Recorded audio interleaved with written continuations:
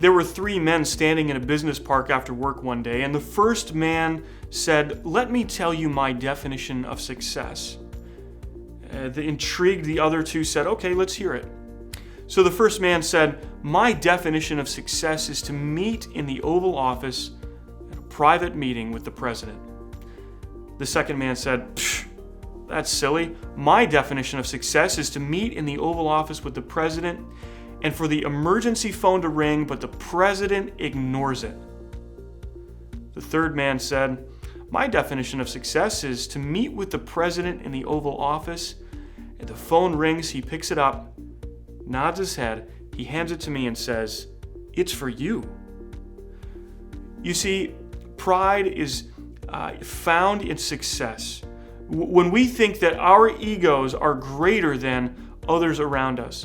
For these men, the definition of success was in their ego. I am greater than the president, to have a private audience, for him to ignore his emergency phone while I'm there. But the best one yet, the president defers a phone call to me. You see, I put myself in a place that's higher than the greatest man, the greatest person, the strongest, the most powerful person in the world, the President of the United States. It's that pride that becomes the source of frustration, the source of punishment, the source of God's intervening presence in the life of Nebuchadnezzar. Our story begins in Daniel chapter 4 today as we look at Nebuchadnezzar's pride. We see in our story that God's authority sustains his people. Daniel chapter 4 is really a memoir. It's a story written by Nebuchadnezzar to explain how he became a true God-fearing, God-worshiping man. We see in Daniel chapter 4, the first part, it was written in the first person. Nebuchadnezzar wrote it with his own hand. "I, Nebuchadnezzar," he begins. And so he's telling us this story about the dream that he had. And it was a dream of a great tree. And under that tree were all kinds of animals and creatures. That tree provided shelter and food and water for all of those animals. But then in this dream Nebuchadnezzar had, an angel descended from heaven. And this angel, this divine being, called out in a loud voice, "Cut down the tree!" The tree was destroyed. Its leaves were lopped off, and the animals were scattered. And then the divine being said, "Let this man be as a wild animal, and let him feel the dew in the morning and eat from the ground." Let this man be as a wild animal. Nebuchadnezzar was disturbed by this dream, and so he went to Daniel, the trusted servant that he knew could interpret dreams. His other advisors couldn't do it. They were powerless, right? They didn't have the authority of the one true God, but he knew Daniel did.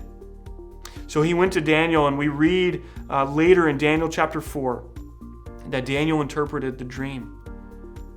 The dream was a metaphor. It was an image.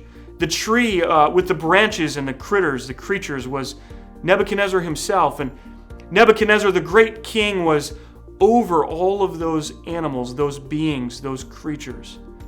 And he was the one who provided shelter and food and nourishment for them. He protected them and cared for them. But the tree was cut down. Nebuchadnezzar was laid waste, and all of those creatures would be scattered. And Daniel looked at Nebuchadnezzar and said, "This tree is you. You will be cut down. And all of the people that you've protected, all of the people that you provided for, they will be scattered. Because you have great pride and arrogance, and you've not yet recognized that God is the true God, the one God, the only God. No, you think you are it." Let's take a look this morning in Daniel chapter 4. Looking at verse 29, we read in our Bibles,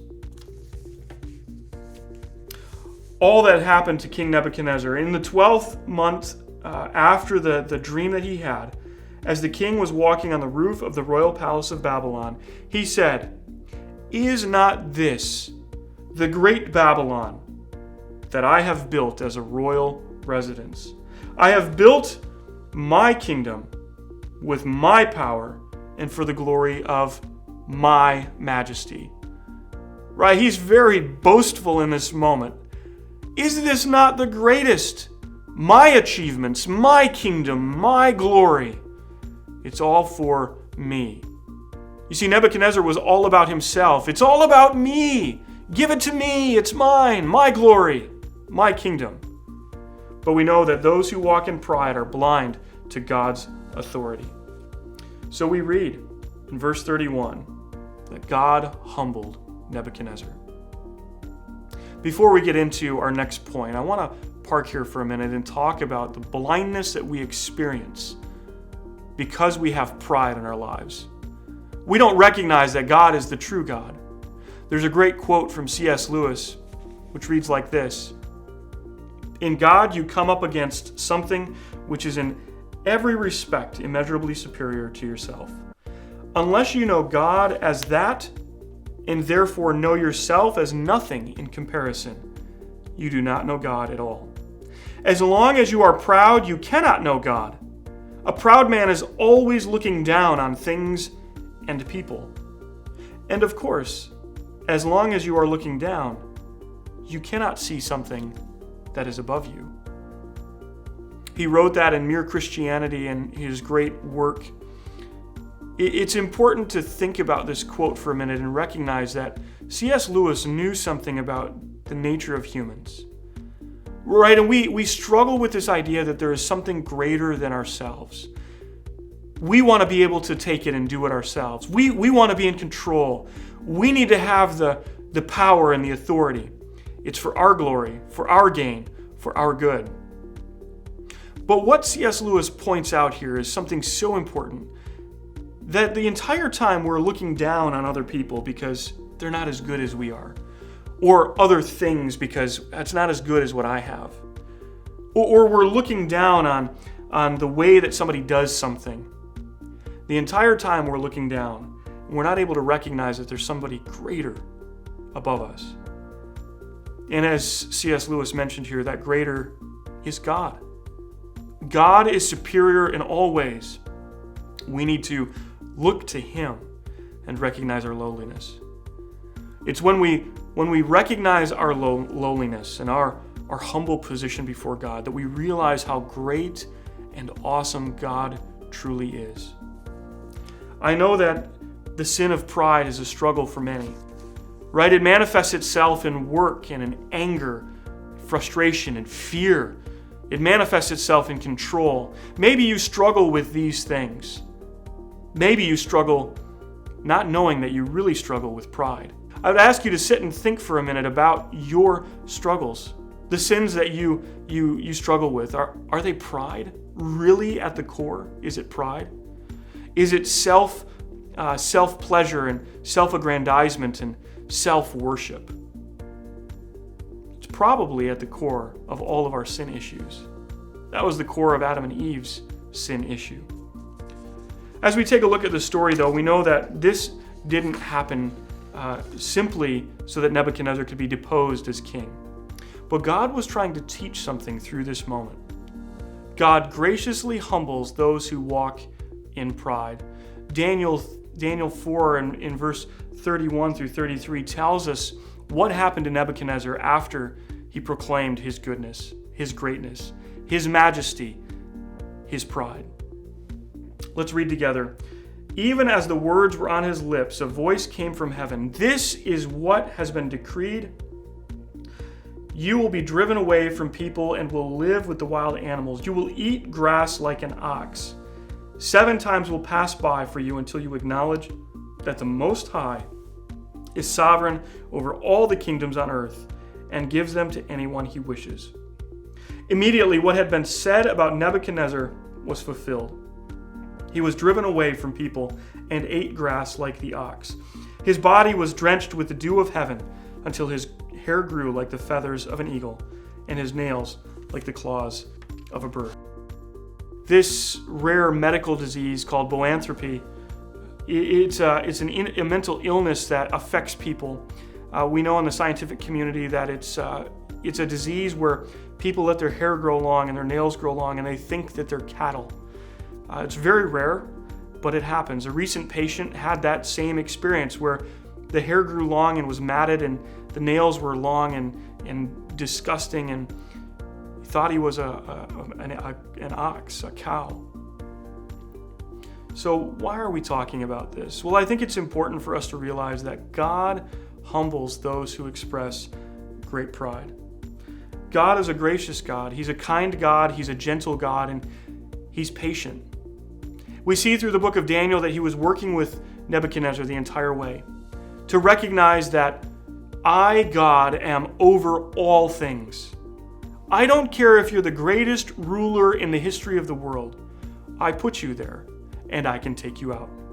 Your parents ever told you, I brought you into this world, and I can take you out?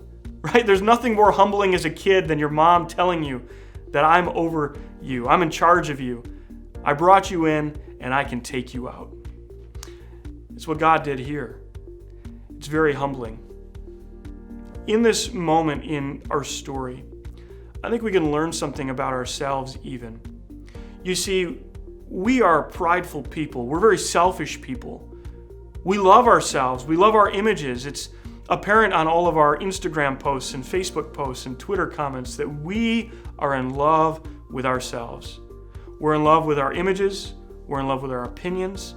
We're in love with the things that we have. We're in love with our toys and our technology and our relationships.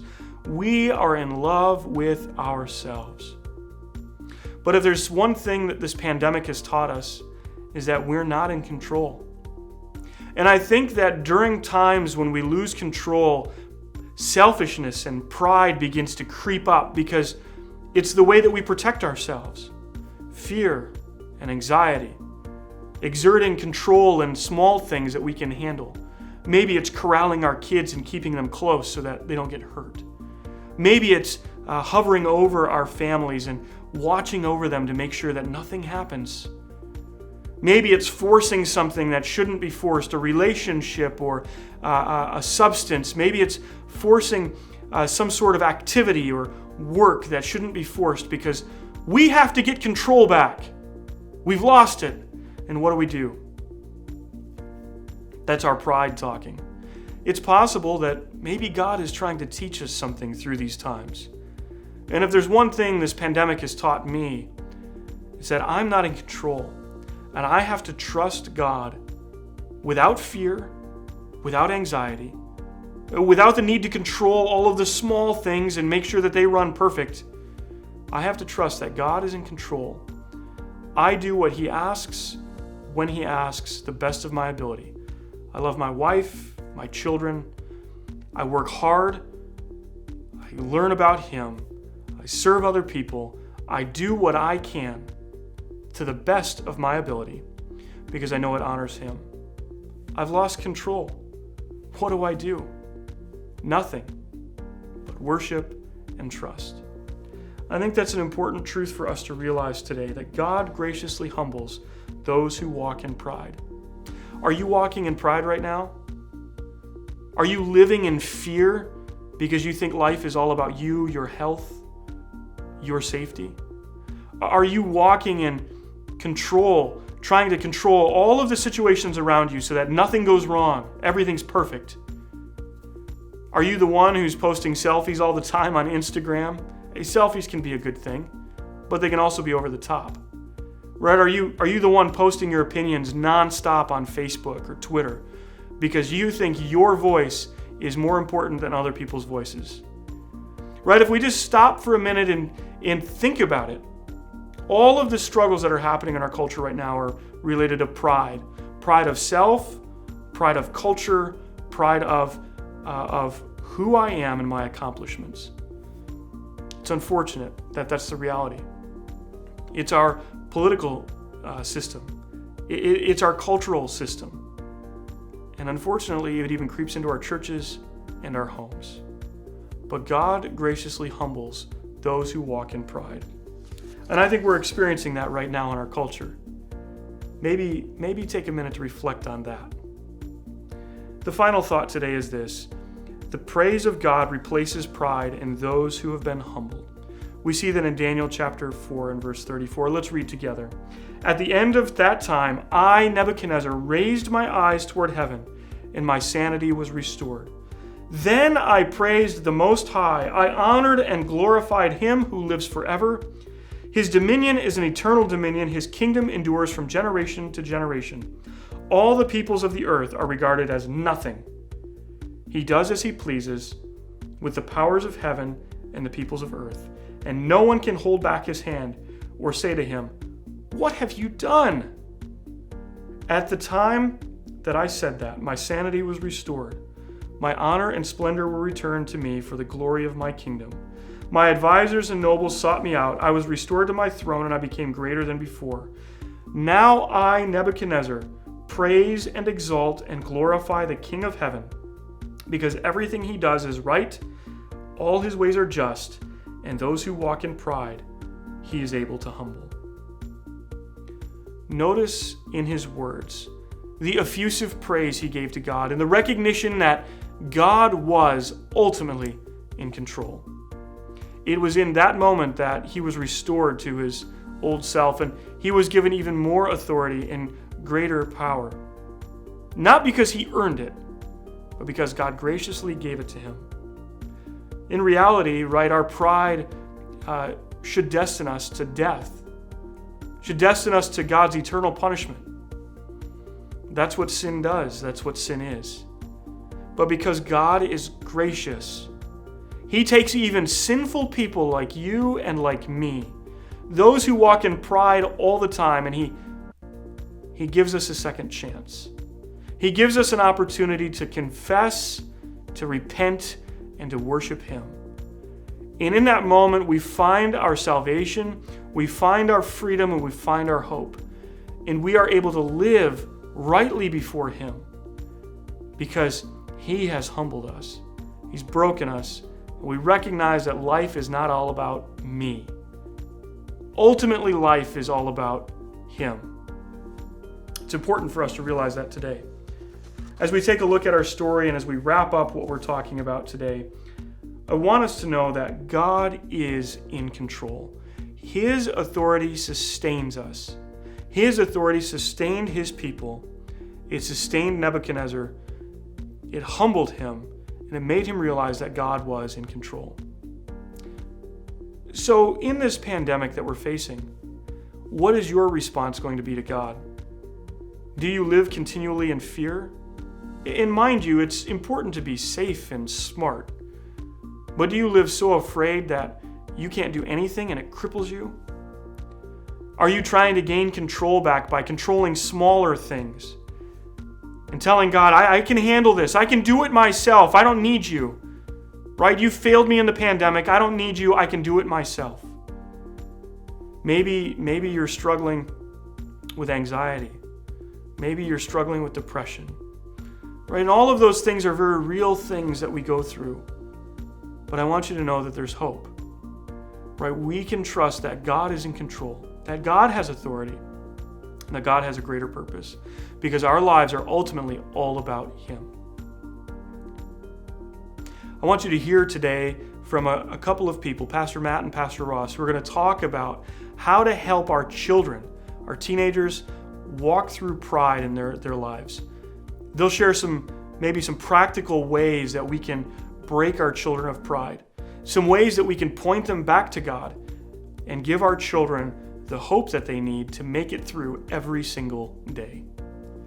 Our Bible lesson this week is found in Daniel chapter 4 as we talk about Nebuchadnezzar and his pride. And so it makes me think about some examples of pride that we see in our world every day today, with leaders of churches and organizations and how pride causes them to fall, right? The old saying, the pride comes before the fall, but it's really true, It is. One of the things I think that shows it the best is Antonio Brown. If you know Antonio Brown, nobody player, comes from a nobody college, Central Michigan, no one really knows him, gets into the NFL and becomes one of the best wide receivers in the game. And, for years he was a threat, and now he can't get on a team. Why? Because he's pride. He's a terrible teammate. No one wants to be his teammate. He's selfish in the locker room. He's selfish on the sideline. He's selfish on the field. And he's a waste of talent right now because he's got all this talent. And pride, it stems from selfishness. So I want to just give some practical ways that parents can help their children kind of overcome and deal with this issue of pride that they all experience. You might think, man, my kid is 2, 3, 4 years old. How are they dealing with pride, or my elementary child? Well, you see, pride and selfishness kind of go hand in hand. And we all know our kids are selfish. It's, I want this. It's, I want to eat this right now. I want to play my video game right now. I want to do this thing right now. And they throw tantrums and throw fits, and you wonder, where do they learn that? Well, we're all born into sin, but they also learn it, well, from us as parents, and how we react in situations and how we deal with the issue of selfishness in our own lives. And so the first thing as parents when it comes to leading our little kids, elementary kids, in overcoming this issue of pride is we need to lead by example. We need to put other people first. We need to, husbands, put our wives first. Wives, put your husbands first. We need to put the interest of others above our own, like Paul says in Philippians chapter 2. And what happens when that pride goes unchecked? Well, your kids throw tantrums. You get phone calls home from school that your kid was acting up and they threw a fit, or they hit someone, or they did this or that because they didn't get their way. And so I think discipline is an important part of pride, but proper discipline, right? It's not all about, I'm going to publicly shame my kid in front of everyone not to do that thing. Although in some scenarios, something like that may be appropriate, but that's not always the appropriate thing to do. Because you embarrass your kid, and by the time they get out of the house, they're going to be like, well, my parents shamed me in front of people. Now I'm going to go do whatever I want because I really don't care what my parent says, And so we have to be careful with this idea of discipline, right? A spanking now goes a long way in the future, right? All right, and talking about your teens as well, a time when kids are in the youth group, 6th through 12th grade, selfishness is something that is very natural because these kids are trying to figure out who they are, right? And they're very self-centered because they're very introspective. They're very conscious of who they are. They're very selfish in a lot of different ways. And some of that's good, but something that we have to teach our teens all the time is that they have to think of others above themselves. In Philippians, it says, do nothing out of selfish ambition or vain conceit. Rather, in humility, value others above yourselves.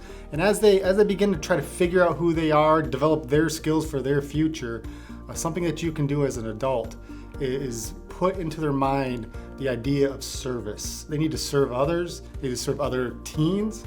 They need to serve other adults. They need to serve others in their family. They need to serve at church, whatever it is. But they do need to serve, and not always be asked to serve, but look for ways to be a blessing to other people so that they are looking beyond themselves and looking at others even as more important than themselves. And so how do we as parents practically help our kids and teens overcome the issue of pride in their lives? Well, I really think it has a lot to do with what we find importance and significance in. Because if you think about the idea of pride and selfishness, we're going to be prideful and selfish about things that we find important and valuable, and our kids are going to as well. So if we place significance and value on the things of the Lord, then that example is going to flow into the lives of our kids. Right, and we have to set that example every day and every week, through reading God's Word, challenging our kids to and our teens to, serving at the church. When you come here and Sam's up there playing his guitar, not just being a spectator, but being a participant in all-out worship to our Lord and Savior every week. And so we as parents set that example, and if we put our priority on, our significance on the Lord and the spiritual things, that'll help our kids understand that that's important. And then when we bring in serving others and looking at others above ourselves, we see Jesus as that example always. Yeah, absolutely.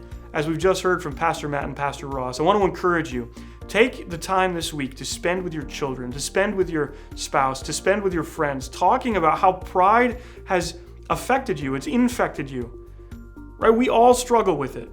Share with them maybe some things that God is doing in your life to help humble you and break you of pride. And then maybe come up with some ideas and some ways that you can serve others and you can worship God by giving back to Him what He's given to you. Take time now in your groups to discuss and enjoy the fellowship that you have in your community.